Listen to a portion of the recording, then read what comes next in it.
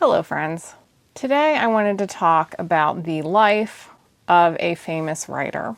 I just read the biography of her, and as I was reading this book, I thought about some themes that we've talked about on this channel over and over again. I thought it would make for an interesting discussion, and that author is Alice B. Sheldon, otherwise known as James Tiptree Jr., the science fiction author. Now, you do not have to be at all familiar with the work of James Tiptree to appreciate the life of Alice Sheldon. I have never read a James Tiptree story in my life. I'm not a huge science fiction reader. I'm more of a fantasy girl. But I found this story particularly interesting for a couple reasons. One, we have a queer woman, more on that in a minute, creating a male identity for herself. The topic of women writing through a male identity has come up on the channel a lot lately, generally in the form of a character, kind of a male avatar character. But in this case, Alice B. Sheldon became her male avatar in real life. So that was an interesting thing to ponder for me. The other thing is that she got a very late start. And this is a question or a topic that comes up a lot, is people who are like, when is it too late to start? Do I have any hope of having a writing career if I don't get started until I'm older, in my 40s, 50s, retirement age? Obviously, there is a point in life where, our lives are going to end and it probably is too late. But the life of Alice B. Sheldon does show that you can get a pretty late start and still produce a body of work that's worth a biography being written about you. So even though I did not get a late start, I thought a lot of you might really enjoy this story. I do want to give you a little trigger warning. I'm not sure what I'm allowed to say on YouTube sometimes. We're going to be cautious and say that this life deals with choosing one's own ending. So if that is a trigger for you, you might want to exit the video before we get to the end. Alice B. Sheldon was born in 1915 to Mary Hastings Bradley and Herbert Edwin Bradley. Her father was in real estate. He clearly had some money, but he's not the more interesting character in this story. Her mother was a famous writer of her day and kind of an overbearing presence in Alice's life. When Alice was little, they took her on a game hunting trip to Africa, actually a couple, which, ugh. Also, if you actually read the biography, trigger warning for game hunting in Africa. That part was very upsetting to me. But this was clearly a very formative experience for the young Alice. Seeing her mother tromping all over Africa, seeing her mother with guns, and doing things that would have been considered very masculine, adventurous. But she also ended up feeling somewhat like she was in the shadow of her parents, who were just such figures, especially her mother, already being this famous author. At one point, Alice actually illustrates a book for her mother with her child drawing. She was quite talented as an artist, but she did not really truly have the child prodigy role. This was about the only thing that she did. Her mother was definitely kind of the star of the family. And you can also just imagine what it was like to be a little kid that takes an extended trip through the wilds of Africa and then comes back to this Edwardian childhood, girlhood, going to school and having had this strikingly different experience from your peers. Alice did not really fit in school or with other girls at all. That was kind of a recurring theme throughout her whole life. She was obviously a very intelligent child and just didn't think in the most commonplace kind of way. I'm sure now she would probably be diagnosed as some kind of neurodivergent, but obviously we were a long way from that. We didn't even say that when I was a kid, much less in the 1920s. So she had somewhat of a lonely childhood. So like most weird kids, she read a lot. A family friend shared with her copies of magazines like Weird Tales, so that gave her some early exposure to science fiction ideas. When Alice was 16, she met Adele, the daughter of family friends. When I talked to her, I said the wrong thing. My clothes were different from the boys she laughed with. I spent hours thinking of what I would say to her. I wanted to marry her. I wanted to spend all of my life looking at her, listening to her chuckle.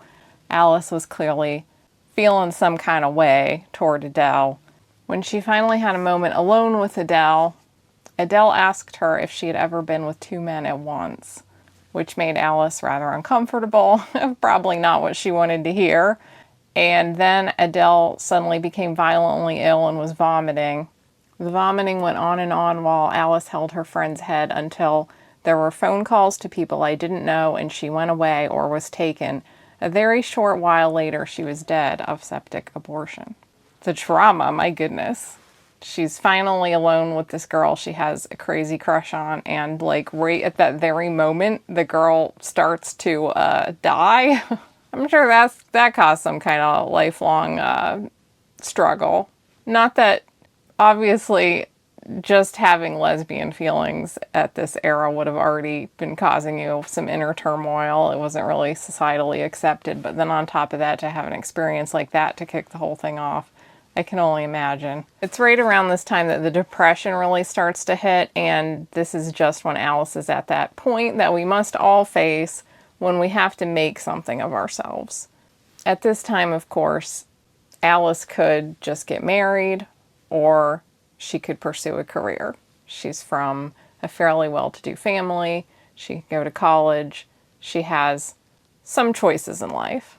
She sells a drawing to the New Yorker, which is the only drawing that she ever sold. And there is a quote at this time that I really related to. Years later, she warned a young friend about the headstrong genius horse. He knows it is his destiny to make one great burning leap and carry you to shine forever among the stars, to your rightful place. He will chafe all his life at his inability to do this, at the idiotic small steps necessary, even to shoulder among the earthly throng, the endless miserable mechanics of attaining even a modest writer's career. Between that and the one great soaring leap he needs, the difference is always almost too much. If you've ever had grand ambitions for yourself, in a sense that there is some thing that you're meant to do, but you just can't seem to get there, either because you can't seem to figure out exactly what it is, or how to do it, or how to apply yourself, or how to make the time amongst all the nonsense you have to do, or you do get a chance to try, but you just don't meet success. I think a lot of us can relate to the frustration of this genius horse, as she describes, that wants to make this great leap forward and just can't get there. It's like trying to jump across a ravine. So Alice goes to Sarah Lawrence College, but she is aware that college girls of the 1930s, by and large, are working toward marriage, not a career. She has kind of a lifelong frustration with the other women around her. She did not want to be stuck in traditional roles. This biography, which, by the way, this is the biography here, James Tiptree Jr., The Double Life of Alice B. Sheldon. I do recommend it, but it is a fairly long book, so that's another reason I felt it might be worth kind of summarizing it for you. And if this video interests you, I do recommend reading the book. She's struggling with that problem of whether she is attracted to other women, whether she's a little too masculine in her character.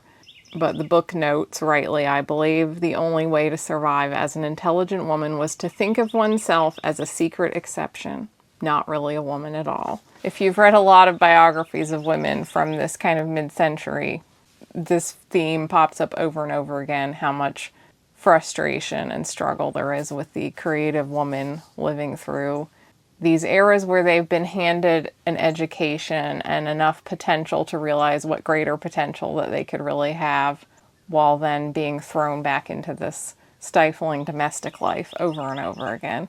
Even though every woman's biography has a different experience of it, it's certainly echoed in the biography of Shirley Jackson, which I read recently, and pretty much everybody from this time. Alice has a formal coming out, and she meets a boy at a party during this coming out process, which leads to her first marriage, which we will skim over because, needless to say, it was brief and disastrous. In the mid-1930s, she makes a couple more efforts to make a go of it as a painter, but none of them really take, with problems that many artists will relate to.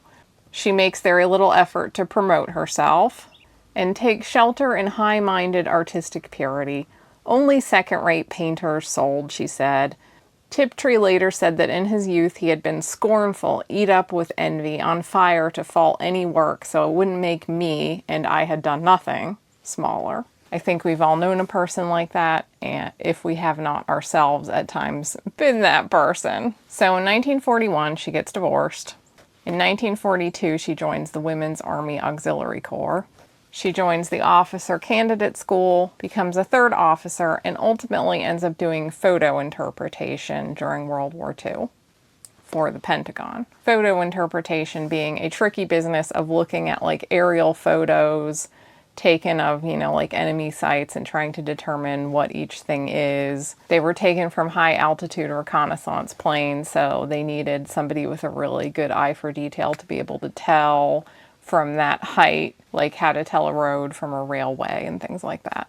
I'm sorry if you hear background noise. Some people parked across the street and they're talking and there's screaming children, and hopefully they're kind of moving on. In 1945, at the age of 30, she's working overseas and she meets Ting Sheldon, who becomes her second and final husband. Intimacy is a problem in their marriage. She loves him as a friend, not a wife. But they stay together, and much later she notes the benefits of having a platonic marriage. After World War II ends, there's a lot of hostility to women. People expect them to leave the workforce. The boys are home. They need to get back home, have kids, be domestic.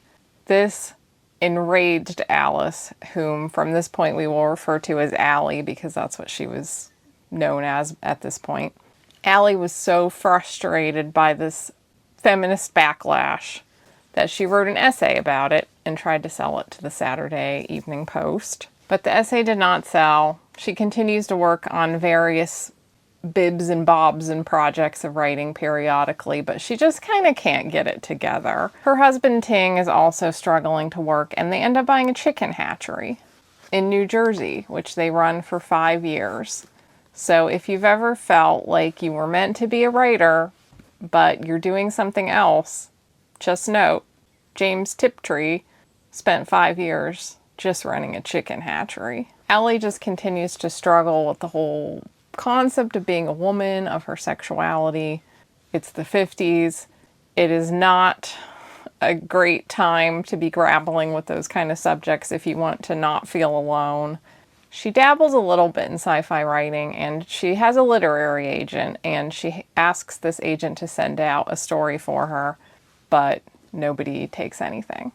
And in 1952, after her stint with the chicken hatchery, she gets a job with the CIA. Yes, we have bounced all over the place in her life so far, but nothing seems to stick for her. She's done art, she's done writing, she's worked for the Pentagon and the CIA, and she's had a chicken hatchery, and nothing really clicks for her. In 1956, she's back at academic writing. In 1960, she decides to go to graduate school. In 1963, she finishes her coursework and starts to work on her dissertation, but she is unable or just too stubborn to do the work that is required. I can only imagine how she must have been feeling at this point in 1963 when she is in her 40s and she's had all this life experience, but none of it has really gone anywhere. She did not have any children. She has not found a career. She has not found success. She has not followed in the footsteps of her famous writer mother. I know for me, in my 40s, there gets to be a sense that a lot of life has passed you by, and whatever you've already done is already a lot of who you are and who you're going to be in decades to come. So when you get to your 40s, if you haven't really found a thing, it starts to feel very frustrating. Let me let a cat out. Or in my case, also very common, I have made a career in one thing, the thing I always wanted to do, but I have never really had success that sticks. It's always temporary, and then I end up having to pivot and do something kind of different. I've never really had that moment where it's like, okay, I am a writer, this is my brand, this is my fan base. And personally, I'm hoping that I'm like at that point now in life with what I'm doing now, that maybe I'm starting to actually build that thing. But I can just feel her frustration radiating off of this biography, that she is approaching 50 and nothing has stuck for her at all. Also, it's the 60s and she's living through some very tumultuous and stressful times politically and socially. King abetted Allie's worries by always assuming the worst: economic crash, world war. During the Cuban Missile Crisis, he stocked the basement with canned goods in case of a nuclear attack. Later, he hid gold coins around the house. More and more, Allie alternated between left-wing idealism and its corollary, a fear that the human race was doomed. She once described her politics as knee-jerk liberal, verging on apocalyptic. Every time I open Threads, I think that is exactly knee-jerk liberal, bordering on apocalyptic is exactly the atmosphere I am greeted with constantly, and there's a lot of talk over recent years about whether we should hoard food. I even have talked about it myself in some videos. I have not hoarded food. I've not really hoarded anything, but that mood is in the air again. I feel like we're living through kind of a similar time, even though the circumstances are very different, but the feelings that the world could be at an end, or that some kind of horrible crisis is coming, and that we're grappling with a lot of dark elements of human nature, I think is very relatable in Allie's biography. But just as the world was changing from this idealistic mindset, science fiction was reflecting that and getting a lot more nuanced and deep and complex and literary, and that pulled Allie back into being interested in maybe writing it again. Sometimes it just so happens that all we need to do is wait for the times to catch up to us. So in 1967, at the age of 51, Allie decides to write and submit a few science fiction stories, and she makes the decision to send them off with an alias. She later claimed that all she had wanted was a name no one would remember rejecting, but the alias she chose was not forgettably anonymous. It was flamboyantly anonymous, an absurd name that marked the science fiction business as strictly a joke. She and Ting were shopping in Giant Foods, and she saw a jar of Tiptree jam. She said, "James Tiptree." Ting said, "Junior." After they stopped laughing, she decided she liked it. And after all, a male byline was more common in science fiction than a female one. So this is sort of where the story really begins. I will note, look, her biography is already halfway through, and this is when she begins to do stuff that was the reason the biography was written in the first place. She's 51, and she's finally written her first science fiction stories that are going to be published. Her adult life is already half over. I haven't done the math, maybe it's more than half over. But with what remains, she's going to create some very memorable work. It can be very frustrating and depressing to spend a lot of your life caught up in other things, jobs that don't go anywhere, marriages that don't really work, or having children, or caring for elderly parents, or having struggles with your health, or depression, or doing the thing you think you're meant to do, but just not really taking the right tack with it. But sometimes, as it turns out, all that prior experience and all those prior struggles and dead ends are exactly what you need to finally create the right work that is going to make an impact. And what is also fascinating about this part of the story is the fact that Allie decided not just to throw out a male pen name and see what happened, but that she became James Tiptree Jr., and that James Tiptree Jr. was his own character. He was not really her, he was a character that she embodied who became real and caused her a lot of trouble and complication as the years went on. Later, Allie sometimes wondered if Tiptree hadn't been in her all along, waiting to be given a name, but he doesn't seem to have been a deliberate plan. And certainly, if he was the writing voice she had always sought, coming to her suddenly among the condiments, he arrived in the shape of trickster rather than prophet. I do think, based on all of Allie's frustrations with the state of womanhood from the 1910s through the early 60s, that it makes a lot of sense to me that it must have felt kind of like an escape to create this male identity and become it, embody it, and have people believe it. It's impossible to know because society has changed so much. If Allie was alive today, would she have, like, what would her identity have been? Would she have just been queer, lesbian, trans? We don't know because things have changed so much, but I certainly identify myself with that sense of like, I am fine with being a woman, but there's a part of me that just wants to be something else. There's a part of me that yearns for escape from being stuck in one identity.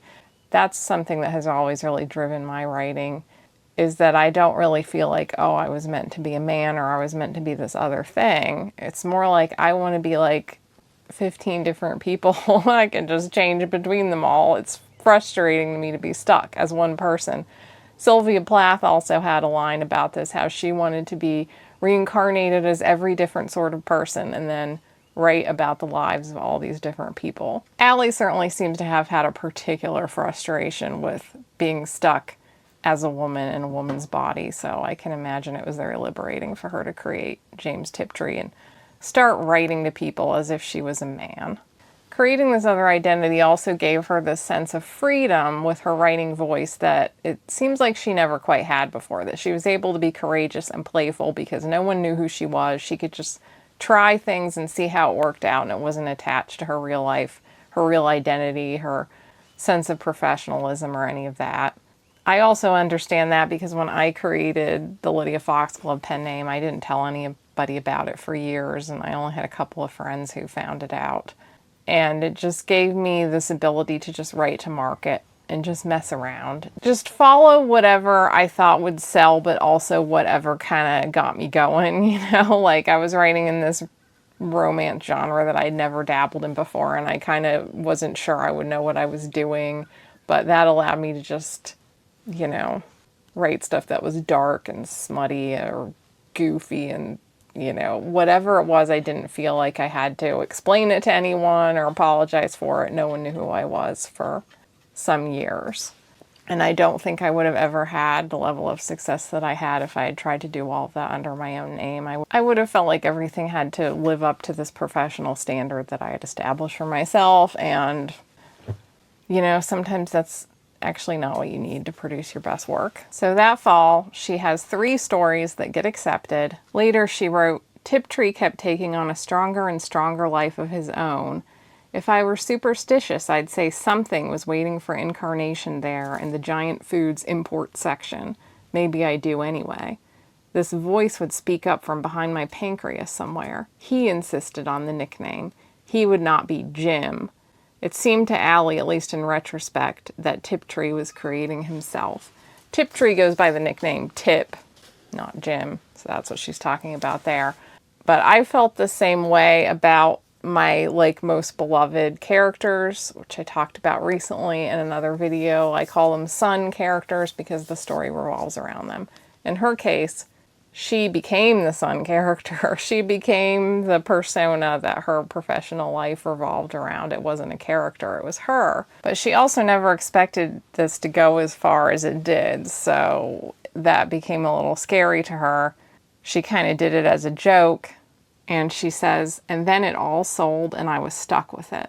What started as a prank dreamed its way into reality. So James Tiptree implied that he had worked for the CIA and used that as a cover to avoid having his identity prodded into too much when people started to ask more biographical questions. In 1968, Allie sold a story as Tiptree that reached the final ballot for the Nebula Awards. So very quickly, she was getting increasing recognition for these stories. And she clearly just felt freer to write under this male persona. As Tiptree, I had an unspoken classificatory bond to the world of male action. Tiptree's existence opened to unknown possibilities of power. And let us pry deeper to the potential of evil. Evil is the voltage of good. The urge to goodness without the potential of evil is trivial. A man impelled to good is significant. A woman pleading for the good is trivial. A great bore. Part of the appeal of Tiptree was that he ranged himself on the side of good by choice. The biographer notes that Tiptree didn't have to be a good daughter, and as Tiptree, Tip allowed Allie to be, as Charlotte Bronte wished, neither male nor female, but an author only. Reading about all this from the perspective of many decades later is interesting because some of this I don't really relate to as a writer anymore, although I can kind of feel the echoes of it still in writing. The idea that a woman could not write about evil because it would be a bore. I don't think most female authors feel that way anymore, but I think we've still seen enough echoes of it that I can understand why she would have felt somewhat trapped by it. And of course, the whole idea of being able to write about all this action and saying that she's this man who worked for the CIA, we certainly still deal with the idea that, like, women aren't taken as seriously. Tiptree increasingly started to get to know more people in the science fiction circles, editors, other writers. He was a bit of a flirt with the ladies in letters. There were getting to be more women writers in science fiction. There was getting to be more discussion about gender roles and how women are depicted in science fiction. Tiptree was sometimes praised for writing women well, with everyone thinking that he was actually a man. And at one point, commenting on Robert A. Heinlein's attempt to write from a woman's point of view in I Will Fear No Evil, Tiptree noted, maybe having the macho to do such a horrible bad taste disaster is the mark of a real writer.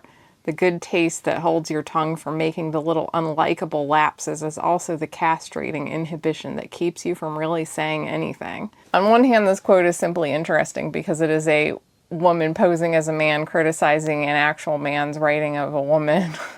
But I also just found that an interesting quote anyway, because I think we're still dealing with this in such a big way today. The idea of holding your tongue from making little unlikable lapses also being the castrating inhibition that keeps you from really saying anything is so real in the era of social media that I just wanted to note that quote just because of that. But the Tiptree mask also gave Allie kind of a weird problem in that she felt like she wasn't really writing the stories, that she was more channeling them, and she felt like she couldn't really take credit for them or revel in her own abilities because they were really written by Tiptree and not her. Allie eventually became very good friends via letters with other female science fiction authors like Ursula K. Le Guin and Joanna Russ. Those are some of her most devoted correspondents as Tiptree and later as herself, but she also talked to Vonda N. McIntyre, Chelsea Quinn Yarbrough. The book says, for all these people, Tiptree was an extremely likable character, generous with compliments, with stories for young editors, with advice and sympathy. Tip gave people what they wanted, but Allie enjoyed doing that as a man, enjoyed what that made her more than she did as a woman. It was fun to be urbane, competent, cheerfully knowing about sex and power, yet Tip was always kind. If for men he tried to be a guy's guy, for women he was a man who understood. Other women had to brace up and respond to my courtly compliments. Tip was quite a flirt, and they knew somebody quite different valued them, whereas just another woman coming in with sympathy and admiration tends to dissolve in a mutual embrace of woe. Even when Allie went on vacation, she would write letters as Tiptree and make her vacation sound more like this rugged, manly adventure than whatever actual, more run-of-the-mill thing she was doing. In 1972, she decided to create yet another fake persona, this time a woman named Raccoona Sheldon. She made up a story that Raccoona Sheldon was a friend of James Tiptree's and used the story to get editors to look at Raccoona Sheldon's work. It's a bit of an interesting impulse to me that if you already are struggling with all the complications of trying to keep one pen name secret, she thought that one good idea would be to come up with a whole other fake persona and try to maintain two of them. But nevertheless, that is what she did. But Raccoona's stories and her voice as Raccoona never seemed to quite hit the way that Tiptree did. At this point, it's the 70s, and this whole thing has been going on for 5 years or so. People are prying more and more and wanting to know who Tiptree is, to meet him. Quite a few people also start asking her if he is gay. In 1974, she starts to fantasize about killing Tiptree off somehow. When she is about to go into surgery for an arthritic thumb, she sent an envelope to her agent to be opened if there doesn't seem to be any more Tiptree.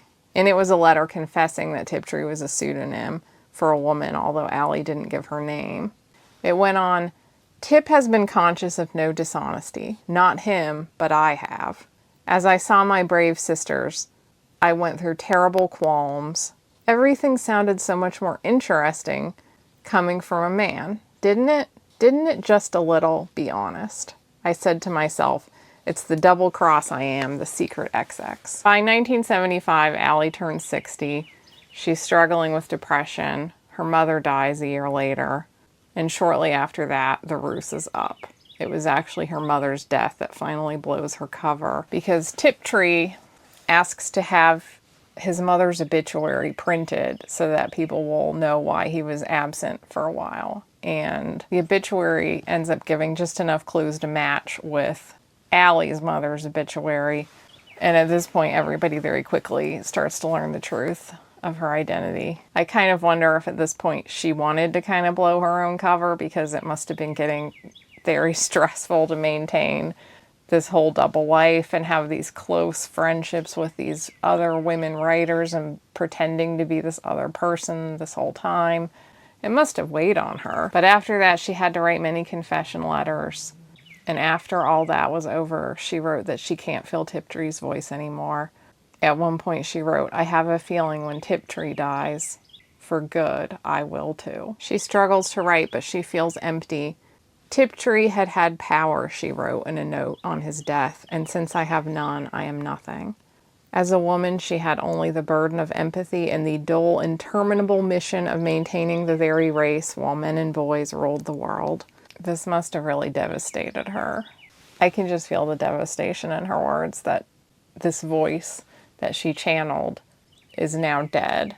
It must have been stressful, but it also must have been rather magical and freeing for her. Her friend Joanna Russ, meanwhile, has since come out as a lesbian and tries to encourage Allie to embrace her lesbian side and let go of all those older ideas of what women can and can't do and think, and to reinvent herself and, like, come on, finally embrace the person that you were always meant to be. She responded, I like old women with a very special feeling and get all dreamy and erotic about them. An indecent proposal by letter, honest. If you only could locate yourself in some youthful lesbian feminist community, you would soon be bored to death by them, but never mind. They would all crowd round you in overalls with shaved heads and multiple earrings and coo softly, patting you in all sorts of places and saying admiring things about you until you got embarrassed. Truly. I wish we could actually meet in the flesh sometime, somewhere. We would probably be all prim and stiff and proper, unless I had the chutzpah to throw my arms around you and kiss you, which at the moment I would rather like to do. Anyway, perhaps we can soon, someday. Consider yourself well and truly propositioned. I was in love with you when you were James Tiptree Jr. and have been able to transfer the infatuation to Allie Sheldon, who is, after all, the same person. Are you ready to have mad adventures in your waning years? Aw, Joanna was a good friend. I thought that letter was so sweet. Like, it presented this whole other life, this post-feminist movement, post-60s, like, come be a part of the modern world and be yourself and embrace who you are. But Allie was not able to do that. And I also understand that. For one thing, she did have a husband whom she loved, even if it was only platonic, and a whole life going on and a lifelong struggle with depression. Whenever she did try to write anymore, she struggled with that sense that now her stories were being perceived differently in light of everyone knowing that she was a woman and not a man. Even if some of this was in her own head, she was kind of obsessed with this idea, understandably so. I think you'd be very sensitive after going through this kind of big swap of identity. And by the early 80s, she preferred to largely be alone. She was corresponding less, struggling to write. If you don't want to hear about the sad end to all of this, you might want to stop watching this video now. By 1986, Ting has gone almost totally blind. She has been his caretaker, and one night in 1987, she phones a lawyer. He had done some legal work assisting another lawyer who was the executor of their estate. The night all of this happened, he recalled, I think she forgot I was not really the executor of her estate. She called me around 11:30 and said she was about to kill her husband and herself. She was very calm, matter of fact almost. I said, does Mr. Sheldon agree with this? And she said, no, he's asleep. So I reminded her that I was not the executor of the estate and told her that before she did anything, she should call her lawyer. Then I called the police and told them what was happening. The lawyer who was the executor of the estate kept her on the phone as long as he could, and the police got there. The police checked in. They felt like everything was all right. They left, and then at 3 o'clock in the morning, she called the first lawyer back and said, Jim, I have slain Ting by my own hand, and I'm about to end it. And for God's sake, don't call the police for a few minutes to give me time to do what I have to do here. And by this point, there was nothing I could do. I did call the police, and they went over and found that both of them were dead. Before she ended it, she also called Ting's son and told him what had happened. The police found them lying beside each other in bed, holding hands. And I did not know how her life ended, so I did not expect it to get that dark. Like, it is thought that Ellen Montgomery also chose the end of her life, but she just kind of, went quietly by herself, whereas I did not expect it to end like that. So in that regard, this is not the most hopeful story. And honestly, a lot of the books, the biographies I've read of creative people do kind of end not well. I mean, some of them do. Some of them live a long time and die of natural causes happily, but I do think that creative people can be a very sensitive lot and can sometimes just have a real struggle dealing with things. And I feel like this is kind of a problem that Allie struggled with her whole life, that she just had a hard time accepting the world as it was, accepting other people as they were, accepting herself as she was. And by the time she was in her 60s, going through something like creating a whole identity that lived and breathed and then kind of having to kill him off. And I'm sure, like, reading Joanna's letter, she probably just felt like, no, it's too late for that. She's a whole other generation and just probably couldn't imagine embracing this new community and new way of thinking. So she probably felt like there was kind of nothing left for her except whatever comes next. Still, a part of me thought maybe I won't tell you guys the end of the story because it is a hopeful story in so many ways, seeing somebody start their career in their 50s and create such memorable work, but then it ends so sadly. So, I'm not gonna I'm not gonna not tell you what happened though after we've gone through this whole little journey. Disheveled editing, Lydia here. After I read this biography and made this video, that was when I decided to Google Alice Sheldon, James Tiptree, and see if there was any other information on her, recent updates or anything. And indeed, that was when I found out that because actually of the way her life ended and her husband's especially, the James Tiptree Award had been changed to be called the Otherwise Award in 2019. So I don't really keep up with like sci-fi fandom, so I had absolutely no clue about any of this. And the reason cited, as far as I could tell, was that it was considered to be ableism, that she had taken her husband's life into her own hands after he had gone blind at the end of his life. I'll admit that was not an outcome I would have thought of.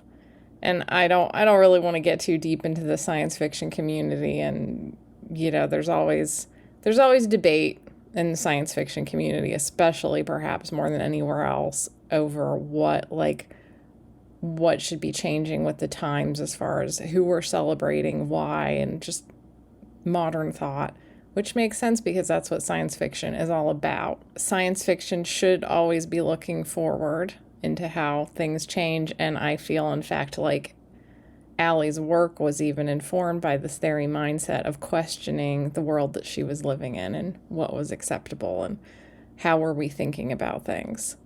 So on one hand, I don't want to groan too hard about that, even though it made me a little sad after going on this journey with her to find out that what wasn't an award named after her had lost its connection. On the other hand, I just feel like that was not really my takeaway. I mean, I think that was a little bit of a component, but I think more of a factor was that it was an idea she had flirted with her entire life, that she wanted to take her life in her own hands at some point. And I think she really loved Ting.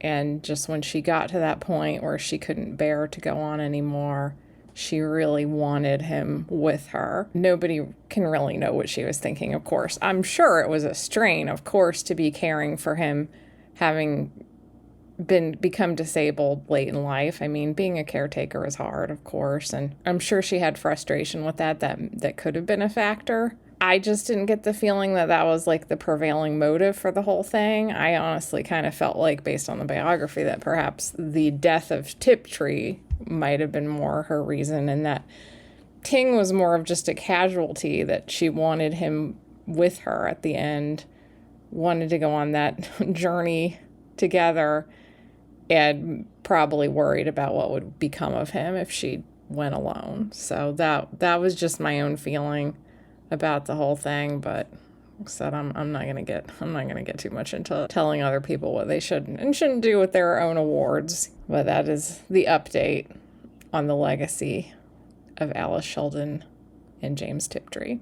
I hope that you found this video interesting, gave you some things to think about. I've been wanting for a while to do a few more videos here and there about like the lives and writings of various writers, and I just kind of stumbled into this one, not even thinking I would be doing a video about it, but I just kept finding so much of it so fascinating.